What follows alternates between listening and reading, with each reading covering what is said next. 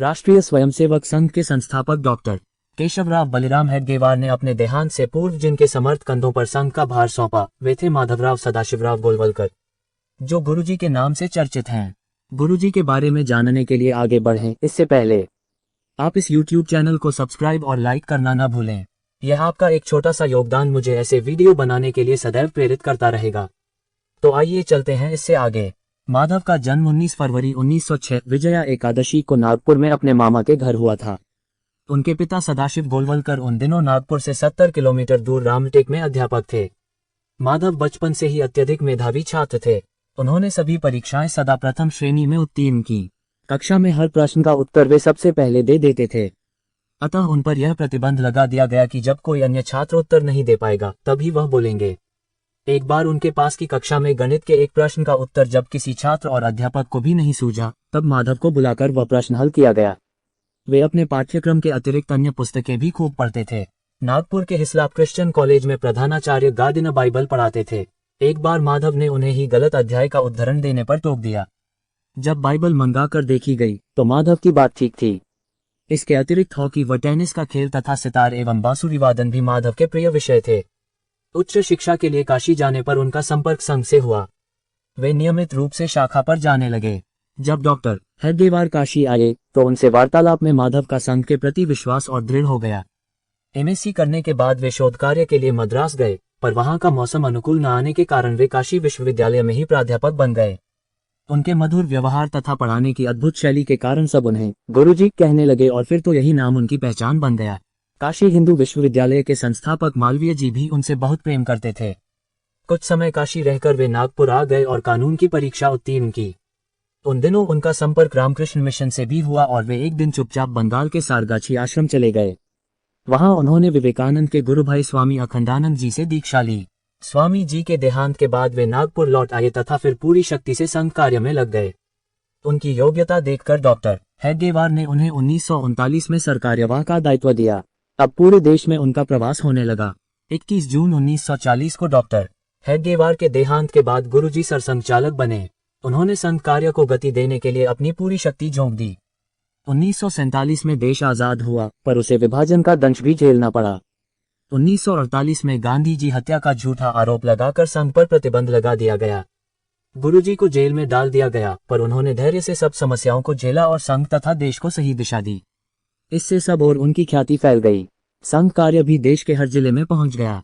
गुरुजी का धर्मग्रंथों एवं हिंदू दर्शन पर इतना अधिकार था कि एक बार शंकराचार्य पद के लिए उनका नाम प्रस्तावित किया गया था, पर उन्होंने विनम्रतापूर्वक उसे अस्वीकार कर दिया।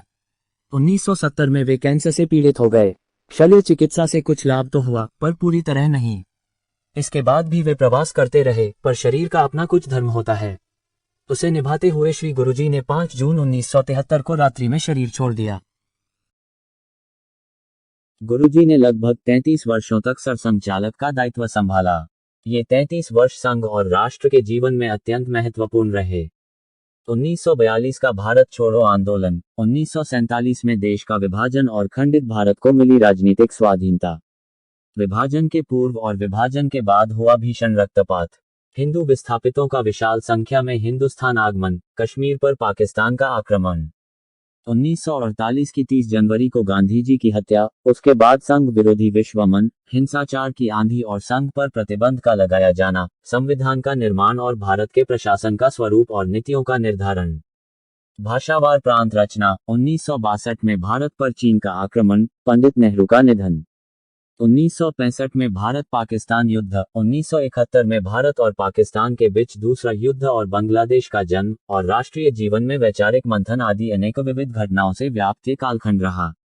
गुरुजी का अध्ययन व चिंतन इतना सर्वश्रेष्ठ था कि वे देश भर के युवाओं के लिए ही प्रेरक पुंज नहीं बने अपितु पूरे राष्ट्र के प्रेरक पुंज और दिशा निर्देशक हो गए थे। गुरुजी धर्मग्रंथों एवं विराट हिंदू दर्शन पर इतना अधिकार था कि एक बार शंकराचार्य पद के लिए उनका नाम प्रस्तावित किया गया था, जिसे उन्होंने राष्ट्र सेवा और संघ के दायित्व की वजह से सहर्ष अस्वीकार कर दिया। यदि वो चाहते तो शंकराचार्य बनकर पूजे जा सकते थे, लेकिन उन्होंने राष्ट्र सेवा के लिए संघ का ही मार्ग उपयुक्त माना। गुरुजी का संघ से प्रथम संपर्क काशी में हुआ। सन 1928 में नागपुर से काशी हिंदू विश्वविद्यालय अध्ययनार्थ गए। भैयाजी दानी तथा नानाजी व्यास जैसे नवयुवकों ने वहां संघ की शाखा प्रारंभ की और सन 1931 तक उस शाखा की जड़ें अच्छी तरह से जम गईं। 16 अगस्त 1931 को जब गुरुजी ने काशी हिंदू विश्वविद्यालय में अध्यापन कार्य प्रारंभ किया और शीघ्र ही छात्रों में अत्यधिक लोकप्रिय हो गए। छात्र उन्हें गुरुजी कहने लगे तो इसी लोकप्रियता तथा उनके अनेक गुणों के कारण भैयाजी दानी ने संघ कार्य के लिए उनसे अधिकाधिक लाभ उठाने का प्रयास भी किया। परिणामस्वरूप गुरुजी भी शाखा में आने लगे। संघ के स्वयंसेवक अध्ययन में गुरुजी की मदद लेते थे और संघ स्थान पर उनके भाषणों का आयोजन भी करते थे।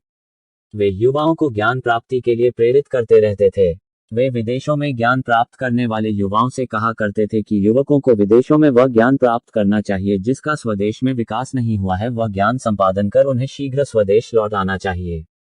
वे युवाओं से अपनी पढ़ाई की ओर ध्यान केंद्रित करने के लिए कहा करते थे। वे युवाओं को विदेशी संस्कृति का अंधानुकरण न करने के लिए भी प्रेरित करते थे। अपने विद्यार्थी जीवन में भी माधवराव अपने मित्रों के अध्ययन में उनका मार्गदर्शन किया करते थे और अब तो अध्यापन उनकी आजीविका का साधन ही बन गया था। उनके अध्यापन का विषय यद्यपि प्राणी विज्ञान था, विश्वविद्यालय प्रशासन ने उनकी प्रतिभा पहचान कर उन्हें B.A. की कक्षा के छात्रों को अंग्रेजी और राजनीति शास्त्र भी पढ़ाने का अवसर दिया। अध्यापक के नाते माधव अपनी विलक्षण प्रतिभा और योग्यता से छात्रों में इतने अधिक अत्यंत लोकप्रिय हो गए कि उनके छात्र उनको गुरुजी के नाम से संबोधित करने लगे। इसी नाम से वे आगे चलकर जीवन भर जाने गए। माधवराव यद्यपि विज्ञान के परास्नातक थे, फिर भी आवश्यकता पड़ने पर अपने छात्रों तथा मित्रों को अंग्रेजी, अर्थशास्त्र, गणित तथा दर्शन जैसे अन्य विषय भी पढ़ाने को सदैव तत्पर रहते थे। यदि उन्हें पुस्तकालय में पुस्तकें नहीं मिलती थी, तो वे उन्हें खरीदकर और पढ़कर जिज्ञासी छात्रों एवं मित्रों की सहायता करते रहते थे। प्रधानमंत्री नरेंद्र मोदी अपनी पुस्तक श्री गुरुजी एक स्वयंसेवक में लिखते हैं कि गुरुजी का जीवन कितनी विविधताओं से भरपूर था। हम तो उनके केवल एक ही व्यक्तित्व को संपूर्णतः पहचान सकते थे, और वह था स्वयंसेवकत्व। जीवन के दूसरे उनके व्यक्तित्व भी अंतर्दृष्टि के समक्ष प्रकाशित रहते थे, मगर वे हमारी पकड़ में नहीं आते थे। लेकिन जब पूज्य गुरुजी से मिलते थे तब ऐसा लगता था कि हमको स्वयंसेवकत्व से कम कुछ भी प्रभावित नहीं करता था। स्वयंसेवकत्व से अधिक उनकी किसी प्रकार की आकांक्षा नहीं थी। भारतीय कम्युनिस्ट पार्टी के एक वरिष्ठ नेता ने गुरुजी के लिए कहा था, "You know what is wrong with your गुरुजी?" और फिर उन्होंने स्वयं ही उत्तर दिया, "His unambitiousness", अर्थात वह मनुष्य महत्वाकांक्षी नहीं है। मनुष्य का महत्वाकांक्षी न होना भी बहुत बड़ी सिद्धि है। उनकी एक ही आकांक्षा थी, पूर्ण स्वयंसेवक। स्वयंसेवक का मतलब होता है स्व का समर्पण, स्व की आहुति, संपूर्ण जीवन को एक आदर्श के लिए पूर्ण करना। पूज्य गुरुजी का जीवन अखंड स्वयंसेवकत्व ज्योति से प्रकाशित था। इसके लिए उन्होंने विश्राम और विराम को सदैव के लिए तिलांजलि दे दी थी। परम पूज्य गुरुजी ने अपनी साधना के बारे में लिखा है कि मुझे कभी भी प्रभु भक्ति की आकांक्षा नहीं रही है। मुझे ईश्वर प्राप्ति की एक उमंग थी। जब ईश्वर प्राप्ति के लिए मैं निकला तब मुझे कहा गया था कि जाओ, बर्तन साफ करो, झाड़ू लगाओ, बाग में साफ सफाई करो, गायों को चराने के लिए ले जाओ। गुरुजी ने बताया था कि ईश्वर प्राप्ति की अपनी जिज्ञासा के लिए मैं किसी भी अपेक्षा के बिना इन कार्यों में तल्लीन हो जाता था। संघ का जीवन प्रारंभ करने के बाद वे कहते थे कि मेरे समक्ष पूज्य डॉक्टर हेडगेवार जी का आदर्श है। मेरे समक्ष डॉक्टर हेडगेवार जी का जीवन है। पूर्ण समर्पण की इस कल्पना में से एक अखंड स्वयंसेवक का व्यक्तित्व उनके जीवन में से प्रकट होता था। गुरुजी का जीवन राष्ट्र और समाज सेवा का जीता जागता उदाहरण है। और अंत में इस YouTube चैनल को लाइक्स और सब्सक्राइब करना ना भूलें। धन्यवाद।